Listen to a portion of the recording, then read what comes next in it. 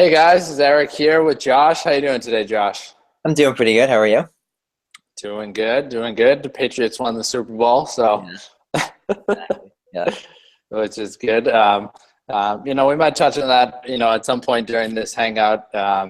Just not so much winning and losing, but just some of the mentalities and things that relate between sports and personal development. But being a Boston sports fan, it was a pretty cool night. But thanks all of you for joining us that are watching. This is the Live the Movie Team weekly Google Hangout team meeting, and we are called the Live the Movie Team because we use the theme of our lives as a movie, and we reach the protagonist in the movie that is our lives. And just like any good story-based movie, there's a protagonist who usually starts out with a goal, something they really want to achieve, and they think if they achieve it, they'll become happy or fulfilled or important or some sort of feeling that they think they can't have unless they achieve this, external goal. And what ends up happening is that over the course of their journey to this goal, maybe they get really close to the goal. Maybe they have the goal for a little period of time, but over the course of this movie or story, they get knocked down. And they get knocked down usually multiple times. And there's usually a turning point in the story where it looks like there's no chance that the person is going to achieve their goal or the team's going to achieve their goal or whatever. And the person has to look inside and say, is this really what I want? And dig deep and decide to become the person who has the ability to achieve the goal, sustain the goal, be fulfilled regardless of what happens, know who they truly are.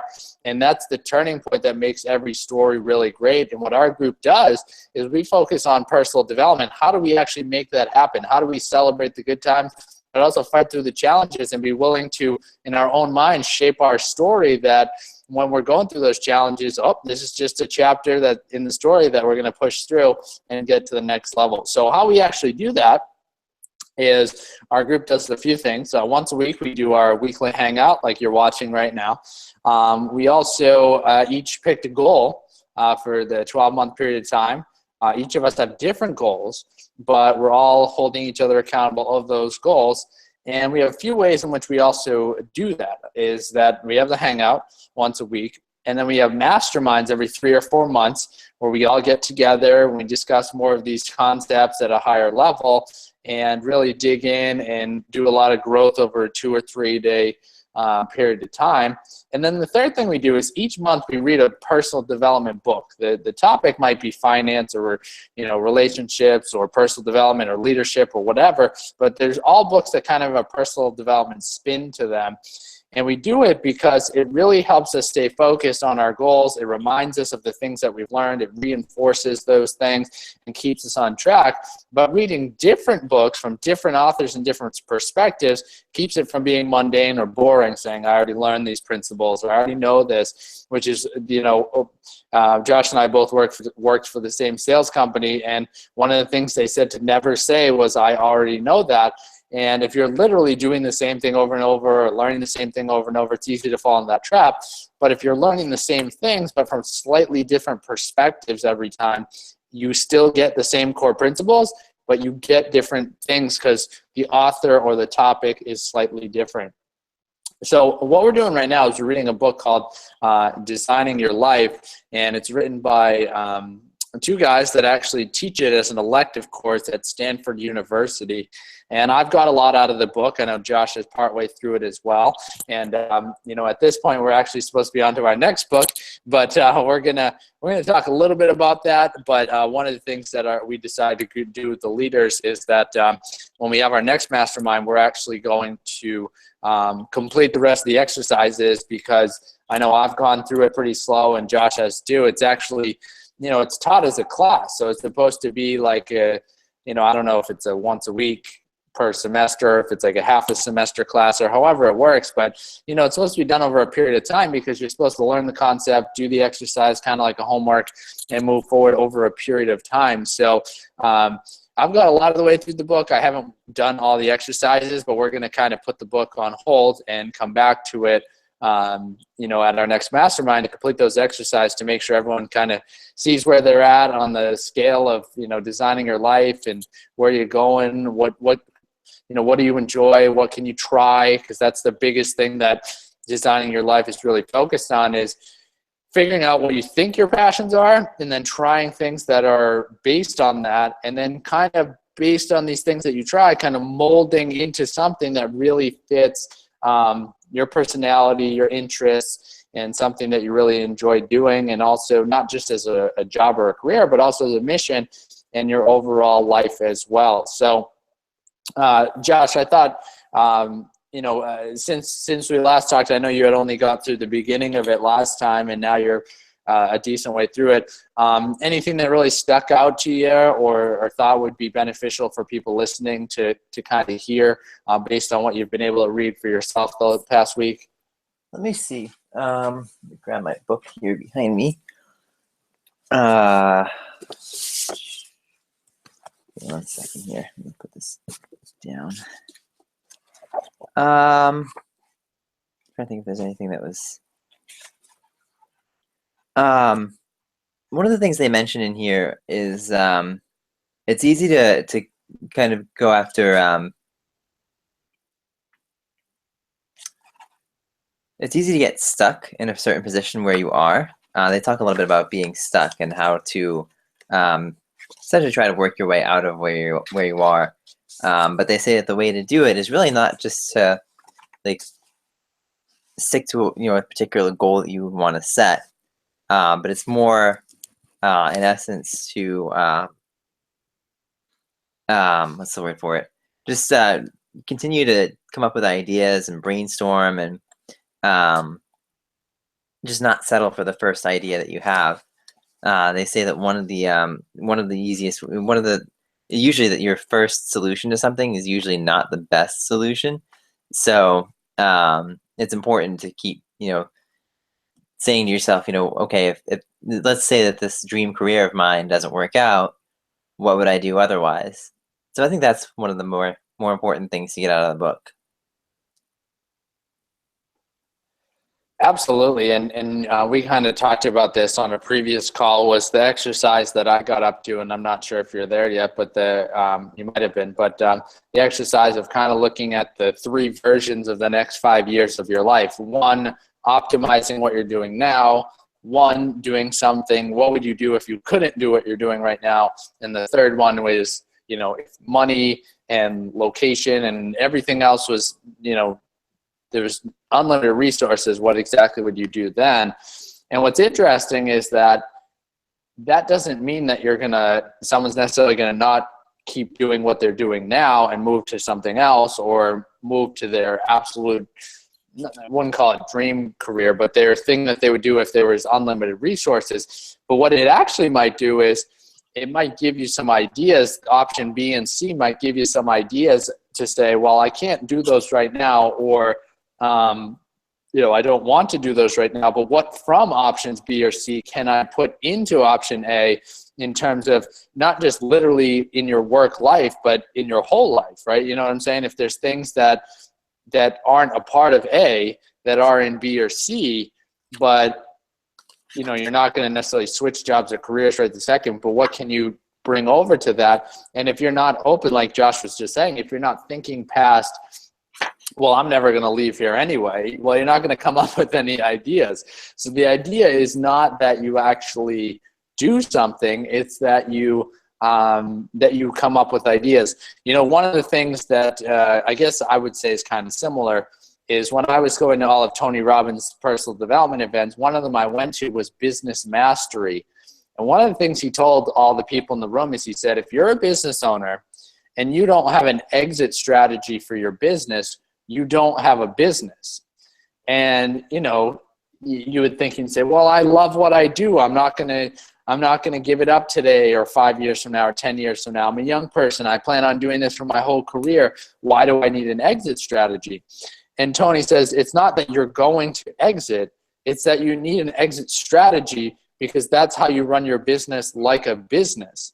Because if you don't think of those other ideas and say, well, what if I got disabled and I couldn't work? How would my business keep going? If 30 years from now I'm going to retire, how would I sell my business if I don't know what the tangible value of is it? So the point is that the exercise is not so that you leave the business, it's that you have ideas on how to run the business now, knowing where the end game is. Very similar to having options in the way you think about your career and your mission in life, even if you decide you're not necessarily going to change now or anytime soon. So it's really all just being open-minded, trying things, looking at things a different perspective, and not getting stuck in the kind of fixed mindset and being open to the growth mindset.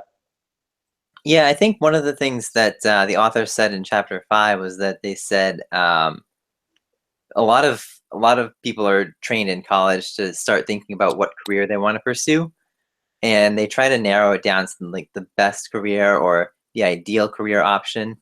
And they say that's a really bad strategy because it could be possible that it may not be like if you limit it to the only option, then it in a way it becomes much of an all or nothing goal, and it'll keep you stuck in wherever you are until you hit that goal. And if you don't, then more than likely you won't feel that you're happy with your life, whether good things are happening or not. So yeah, I totally agree. And then if you say, well, this is what I picked and I have to do it, you'll just say, well, this is what I'm doing. So you either be mad about it or sad about it or whatever, or you'll just start to lie to yourself and say, oh, this is great. This is perfect. This is exactly what I wanted, when it really wasn't. You got too narrow too quick, right? So that might have ended up being what you want, but you got to try more things. And then if that's where you end up, that's great. But in the meantime, you gotta be more open-minded than that, because again, people kind of rush and get too narrow too quickly, and then a lot of times you can't necessarily get out of that situation, right? You got a family, you got bills to pay, you got kids, you got all this stuff going on, and then you can't, you might not be in a situation where you can't take a risk and try something else, and that's why, like Josh was saying, try things and put yourself out there and start the net wide and narrow it down from there. And then, hopefully you'll be able to get to where you really think that you should be. If you start small and you get years down the line and realize, hey, this wasn't what I want, you might be in a situation where it's more difficult to change paths. yeah, definitely. And what was I going to say? I was going to say something. Yeah, I feel like I kind of put myself in that kind of a situation a couple of years ago when I started grad school. And after I got out of grad school, obviously, I've since I've been out of grad school, I've been looking for jobs and haven't really found anything, but I've been trying to keep up certain interests and things like that. Like I started a music page about a year and a half ago, and I've been working at hotels now for the last couple of years. So I as I've been doing that, it's showing me that I've started to realize that there are some other options out there that, say the higher education thing doesn't come through, there's still other ways that I can build a successful, happy life. So. Absolutely. And that's why, Josh and I talk, even besides these calls, quite often. And one of the things we're always talking about, and I try to get across to Josh, is focus on the impact you want to have instead of the function of what you're doing. Because if you say the only way I'm going to be happy is if I do this function, and a job is a function, right? A job is, a job is kind of what you're doing, but the impact you have is something different. This might give you a little interesting perspective on kind of what I'm talking about. It doesn't directly relate, but it's kind of might be surprising to you. So I don't know if Josh was there, but one time when I was working for that sales company, I got invited to the factory where they make the products in Olean, New York, and they had an event at what's called the Old Library. And at that event, all the veteran managers each had a table, and people that were in management training could sit around and ask them questions and all this stuff. And there was a guy, Asim, and he had been one of the top either branch managers or new managers in the company that past summer. So someone asked him a question. He said, "What is your job?" And, in my head, while I was waiting for the answer, I was expecting him to say, sell knives, train people to sell knives, get people in training, run good meetings, something. And he said, my job is to make sure that every single person in my territory is aware that we have work available. Everything else is a function of that. If I make every single person in my territory aware that we have work available, the phone's going to ring, a percentage of them are going to come in for an interview, a percentage of them I'm going to hire, a percentage of them are going to go through training, and a percentage of them are going to sell a ton of products, and all the other goals will be achieved. So it doesn't directly relate in terms of what someone wants to be doing, but it's kind of the whole idea of what are you focused on? He's focused on that, and other people are saying, well, I just want to sell a bunch of kitchen products. And the point back to that is what we're just talking about is pay attention to the impact you want to have, because you can have the same impact doing many different things versus the one function or job. Because like you said, if you don't have that and that's what you're focused on, then you're not going to be happy until you do that, or if you ever do that. And you just don't want to put yourself in that situation. You want to create a way that there's many different ways for you to get what you want. And I think at least a little bit, this book can open up your mind to thinking that way. So it's pretty cool. Any last thoughts about the book so far at this point, Josh? And then I was gonna after that I was gonna transition and just talk a little bit about the idea of the next book we're reading, before we wrap up. I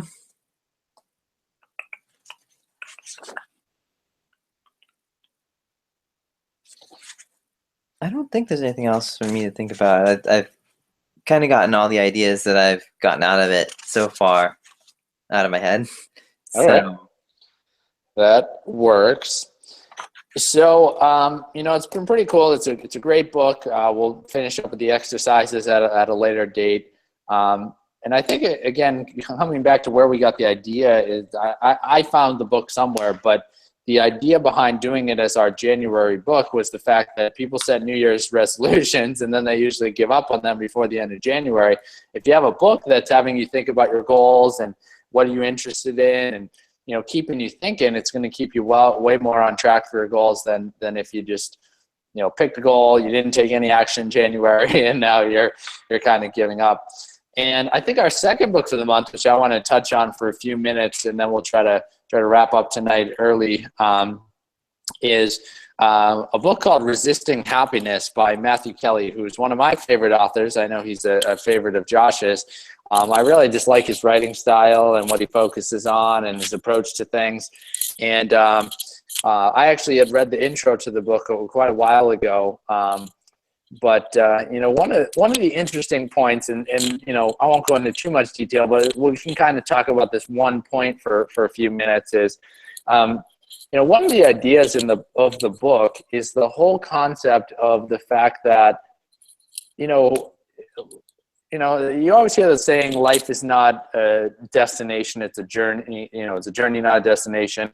And people kind of overuse that phrase and all that stuff, but it's really true. And it's not that you reach a certain place and you've made it, right? So even if you have the money and the wife and the boyfriend, the girlfriend, the kids, even if you have all the things that you ever wanted, it doesn't mean that that's it. It doesn't mean you then can just coast through life and be happy the rest of your life. Tony Robbins has a simplistic way of looking at happiness, which in most cases goes hand in hand with what Matthew Kelly kind of teaches at a deeper level. But the message Matthew Kelly's bringing across is a little bit different. So Tony gives one definition of happiness is your life condition. So how your life is matches how you think it should be, which makes total sense, right? If you want to be married with 3 kids and have a white picket fence, and you're married and 3 kids and a white picket fence, then, well, you're probably happy with that area of your life.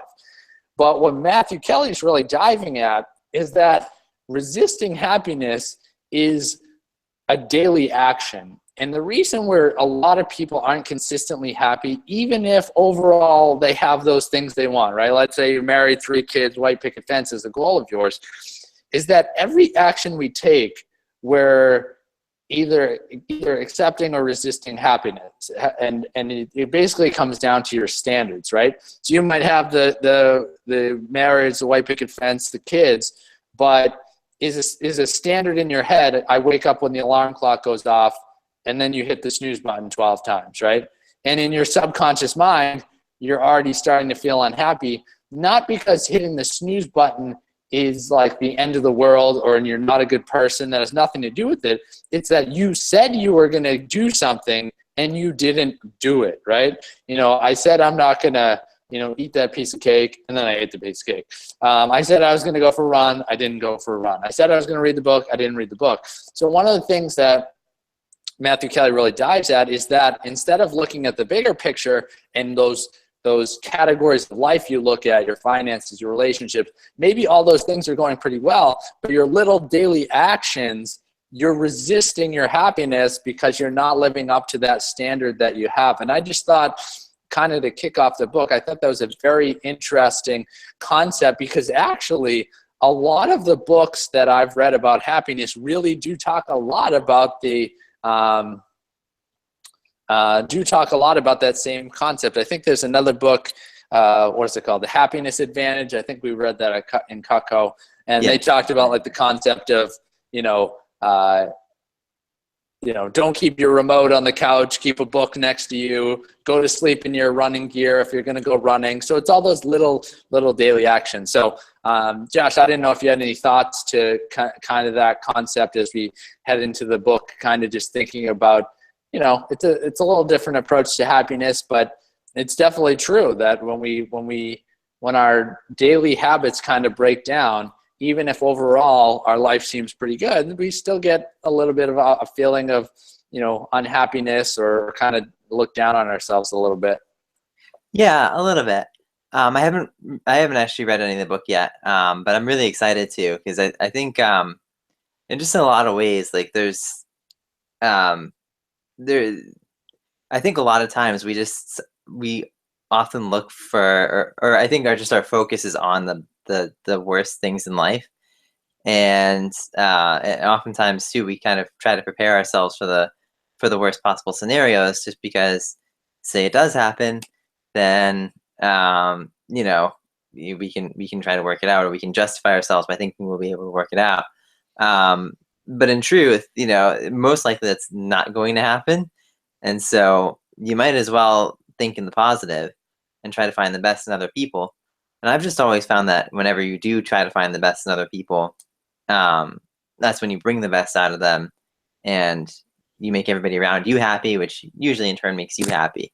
So that was a lot of the reason why I wanted to look into that book. So cool. That's a really great point.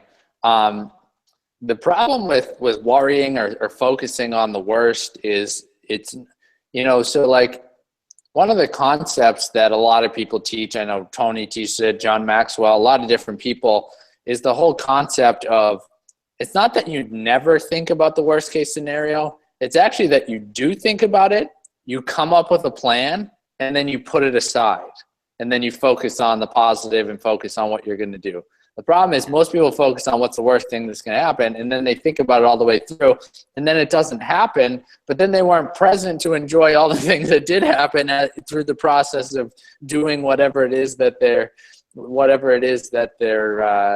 actually doing. And that's really what the biggest problem is. We don't end up being present in our lives because we're spending our whole time thinking about what's going to go wrong. And then, if it does, you deal with it. But, you have to kind of just, process things ahead of time. And then depending on, what the situation is, maybe there's tools or tactics or things to deal with those things, being a part of a group like this, going to personal development events. What happens if something happens to me? Well, there's things like insurance. You could buy insurance. You could, what am I going to run out of money? You could have a financial planner. What about, there's things in place in life to actually take care of the worries that you have, so that you can stay focused on what you're doing. That's that's basically what business is to handle some sort of problem that people have, and there's a reason that there are those opportunities available. But I think it's great what Josh mentioned about why he's excited to do this, because I think we do all spend too much time thinking about what could go wrong, or what's the worst case scenario, or even just in general not being present up until something happens, right? Like the example of when I was in grade school, I would, have a speech in a class. I hated speaking in front of people. The topic I wasn't interested in. As soon as I figured out I had to do the talk, maybe it was on the syllabus the whole time, but as soon as I really got into doing the project for the speech, that entire week I would be totally not present and worried about the speech and how's it going to go and all this stuff, that I would get no enjoyment out of the week. And maybe the rest of the things that went on that week were awesome. Maybe I was on a basketball team and we won a basketball game. Maybe I got an A on a test in a different class. Maybe I had a family party that I went to, but I would just not be present because I'd just worry about this scenario. And in the end, I'd give the talk. It probably wasn't that great because most kids aren't great at giving speeches in middle school or whatever. I get an A, a B, or whatever, and you move on. And now I can't even remember it. You know what I mean? So, it's just stuff like that. So I think that's a great point, Josh. And I'm sure Matthew Kelly really dives into that in this book. And one last thing I'll say is just like the book we just read, the exercises in his book are phenomenal because they really make you think and pay attention to, the things that you do or don't do. And, did this make me happy or not happy? Why not? And really just taking the time to think through the things that you do to see what serves you and what doesn't, keep doing the things that serve you and kind of discarding the things that don't. Yeah, definitely. By the way, am I going to get to lead the calls on this book? Yeah, absolutely. Okay, cool. So it was your idea, so you can be in charge. Hopefully we'll have Mel back next week. We've all had a crazy week with weather and family issues and stuff and all that. So hopefully next week we'll have all three of us here and have some cool things to cover. And definitely looking forward to it. And should be pretty cool. And I know you're excited about the book, so having the chance to lead the call will be awesome. Awesome. So cool. So usually the call where we kind of transition from one book to the next a lot of times is a little bit shorter, and it's been a busy day for me. I know I didn't get much sleep after the Patriots won and then was working all day. I literally just got back here 5 minutes before we did the call, so it'll be good to finish up early. I got to get some food and probably get to sleep early because didn't sleep much last night. Was really excited. So a couple minutes before 7, so I'll kind of wrap up with this. One of the things that I love about sports is, some people get too into sports, even myself. Sometimes we get too into it, like we have no control over it. So we shouldn't get that into it. We should be excited about it. But the thing I like about sports that I think does really serve you is I love when stuff that doesn't make any sense actually happens. And the reason I love it is because that's what you teach and that's what you learn in personal development, right? You pick a goal, you go for it, you face challenges, and you keep going no matter what until you achieve your goal or you run out of time. And when you see things that don't make any sense, I really love them because not only is that what personal development is all about, but I have a very analytical mind, and I also come from a family that's all accountants and financial planners. And we think about numbers and analysis, and this is how it works, and that's how it works. And then when you see these games, and you're sitting there thinking there's no chance they're going to win because they're down by 25 points, and there's only a quarter and a half left. The only way they could win is if the other team doesn't score any points, and they turn the ball over, and we get these 2-point conversions, so there's no chance. And then it happens. It just opens your mind up to the possibility of things. That's what happens when I go to these personal development events like Tony Robbins and different people, is you see people change, even yourself. You see changes. And what happens is when you have a belief, a limiting belief, and you just see it get popped right in front of you, your mind is now open to more things because something it was afraid of, or something it thought wasn't possible, actually happened. And if at that moment you're willing to take that emotion and get a new belief and take action, you can achieve well more than you ever thought possible. And that's hopefully the real benefit to sports. Is not my team won and your team lost. It's not, screw you or whatever. The real benefit of sports is, the team, the camaraderie, the overcoming challenges, and just seeing things that don't make any sense actually happen, and then reflecting back on your own life and saying, what can I do? What can I throw out there? What can I make possible that I didn't think could happen? But hey, look, they just did something like that. And hey, in sports, there's an opponent. In life, there's not an opponent. You know what I mean? It's just you doing your thing. So if they could do it, why not me? So I'll kind of wrap up with that unless you have anything else, Josh.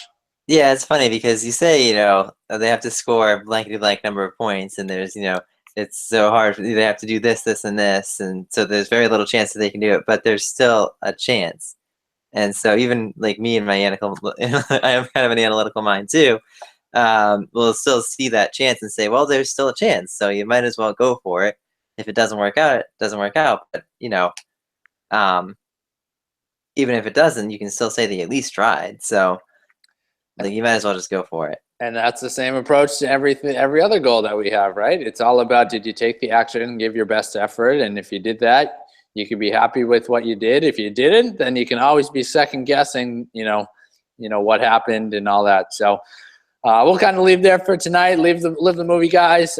Be here next week. Josh will be leading the calls. I know he'll be excited as he dives into the book and stuff. So have a great night, guys, and we'll talk to you real soon. See ya. See you guys.